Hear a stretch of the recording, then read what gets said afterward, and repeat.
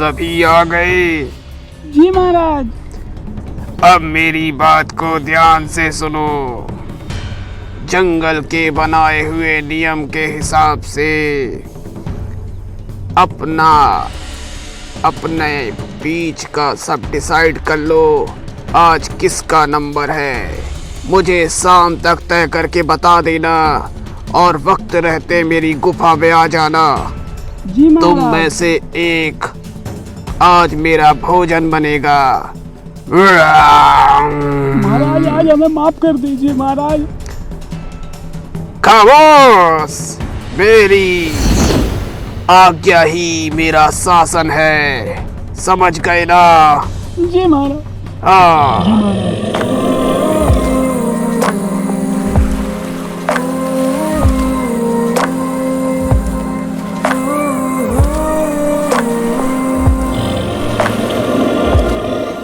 कालू चाचा, हर हफ्ते हमारे बीच से कोई ना कोई जानवर ये शेर खा लेता है।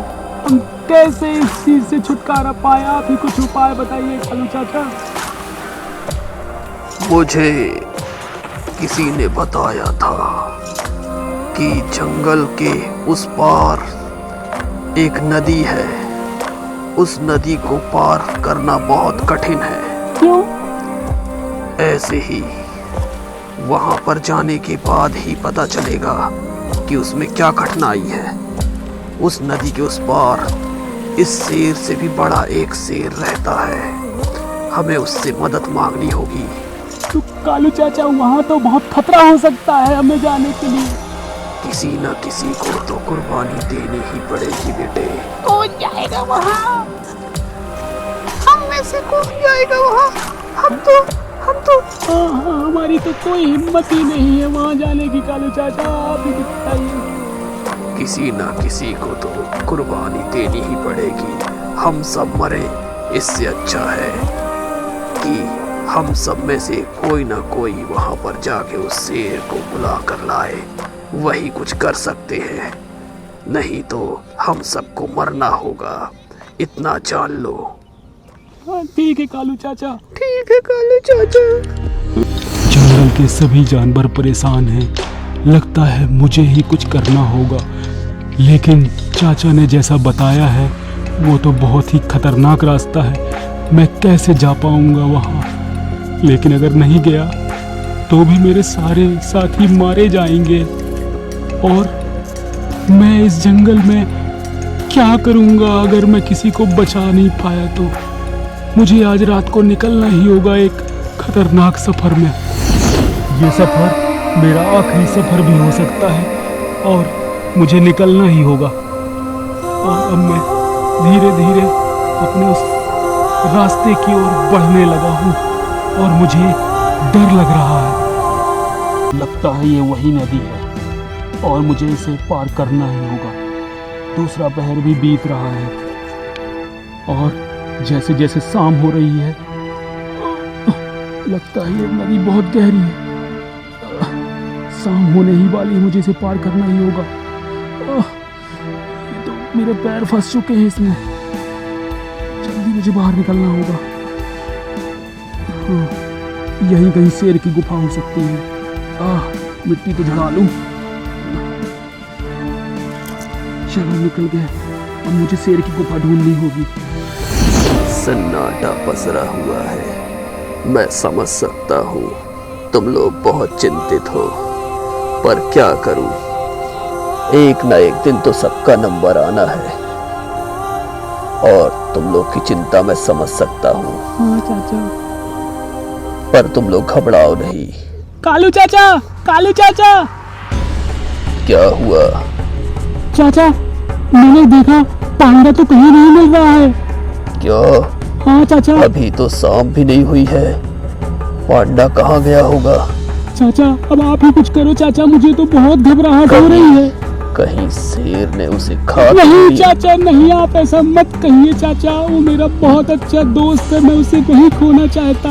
नियम के हिसाब से तो अभी शेर को उसे नहीं खाना चाहिए था, क्योंकि अभी तो दूसरा पहर ही लगा है।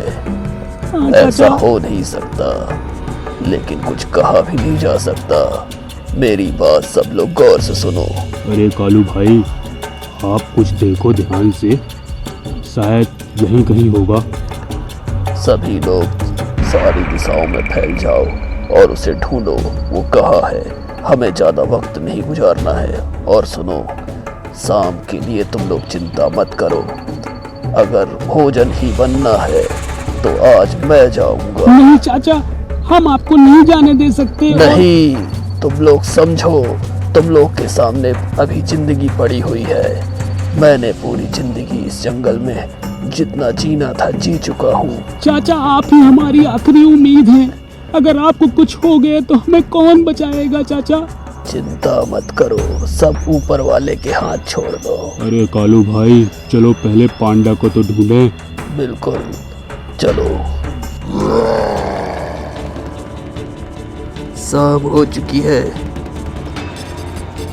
दिए हुए समय के हिसाब से तुम में से किसी एक को मेरा भोजन बनना होगा। कौन आना चाहेगा सबसे पहले? कालू, तुम सबसे आगे खड़े हो। हाँ सरकार, इस बार मैं ही आपका भोजन बनूंगा। अच्छा। चाचा। नहीं बच्चों, मेरा समय आ गया है, मुझे जाने दो। नहीं कालू चाचा, आप मत जाओ। नहीं, मुझे जाने दो। हे शेर सिंह, आप कालू चाचा को मत खाओ, छोड़ दो उन्हें। तुम आज मुझे खाकर अपनी भूख मिटा लो, ताकि 1 सप्ताह तक तुम्हें अब किसी को ना खाना पड़े। हाँ, आ जाओ मेरी गुफा में और मैं तुम्हें आज अपना भोजन बनाऊंगा। आज तो मजा ही आ जाएगा, लजीज। लगता है पांडा भैया आ रहे हैं। हाँ, लगता है पांडा आ रहा है। हमें तो लगा था पांडा को खा लिया होगा शेर ने। अरे देखो, शायद पांडा आ रहा है। वो पांडा के साथ कौन है? पता नहीं, ये तो बहुत बड़ा शेर है। अरे अरे 2 शेर।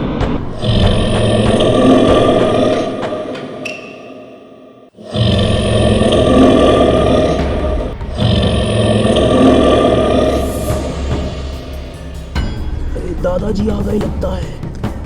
दादाजी, तुम्हारी हिम्मत कैसे हुई मेरे नियम को भंग करने की? नहीं दादाजी। मैंने तुमको क्या परवरिश दी थी और तुम क्या कर रहे हो?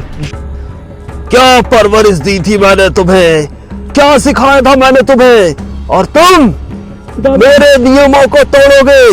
दादाजी, मुझे माफ कर दीजिए। इन मासूम जानवरों को खाओगे? यही सिखाया था मैंने तुम्हें। नहीं दादाजी। मैं तुम्हें नहीं छोड़ूंगा। तुमने मेरे नियमों को तोड़ा है। मुझे माफ कर दो दादाजी। नहीं, मुझे बताया कि तुम हर हफ्ते एक जानवर को खा रहे हो। नहीं दादाजी, नहीं, मुझे माफ कर दीजिए दादाजी। तुम्हें अगर यही करना था तो शिकार करते, दूसरे जंगलों में जाते, वहां पर बहुत सारे जानवर हैं जिन्हें तुम खा सकते थे। तुम इन लोगों को, जो मेरे मित्र थे, मेरे सगे संबंधियों के और मेरे रिश्तेदार थे, इन्हें खा रहे हो। नहीं तुम्हें दादाजी। शर्म आनी चाहिए। मुझे शर्म माफ से कर दो डूब दादाजी। मरो। नहीं, तुम्हारी एक ही सजा है। तुम आज से इस जंगल के राजा नहीं, सेनापति कहलाओगे। और जैसा आप कहें दादाजी। मैं आज से लोकतंत्र की स्थापना करता हूँ। आज से इस जंगल में लोकतंत्र स्थापित होगा और तुम सब मिलके अपना राजा, अपने बीच के आदमी को चुनोगे। समझ गए ना? जी, राजा साहब की जय हो। राजा साहब की जय हो। राजा साहब की जय हो, जय हो। जय हो राजा साहब की। हाँ सुनो, तुम सब में से ही कोई राजा बनेगा और तुम जी दादाजी। तुम उसके सेनापति कहलाओगे। यही तुम्हारी सजा है।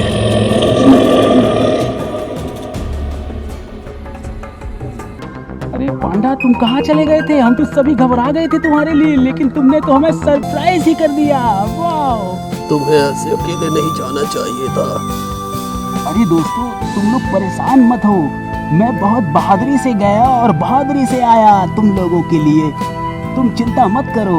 चाचा आप भी मत घबराइए, मैं बहुत ही अच्छे से हूँ और मुझे अब कोई भी परेशानी नहीं है और मैं बहुत खुश हूँ। इसीलिए हम सबने ये सोचा है कि हमारा अगला राजा तुम होगे बल्लू। मुझे बहुत खुशी होगी क्योंकि तुम बहुत अच्छे से संभाल सकोगे इस राज्य को। ये हमारा राजा बल्लू, हमारा राजा बल्लू, बल्लू बल्लू,